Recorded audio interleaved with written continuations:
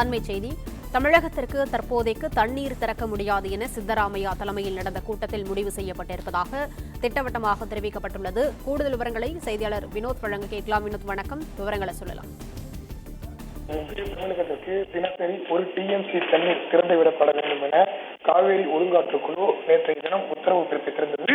இந்த உத்தரவை தொடர்ந்து இன்றைய தினம் கர்நாடக முதல்வர் சித்தராமையா தலைமையிலான ஆலோசனை கூட்டமானது சற்று நேரத்துக்கு முன்னர் பெங்களூரில் நடந்து முடிந்திருக்கிறது.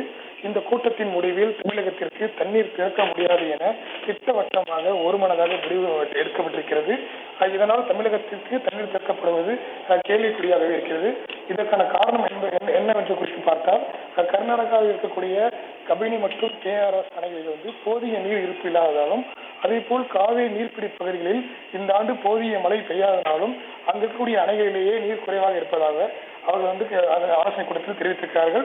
இதனையடுத்து இன்றைய தினம் திறக்கப்பட வேண்டிய அந்த 1 TMC தண்ணீர் திறக்கப்பட முடியாது என திட்டவட்டமாக தெரிவிக்கப்பட்டிருக்கிறது.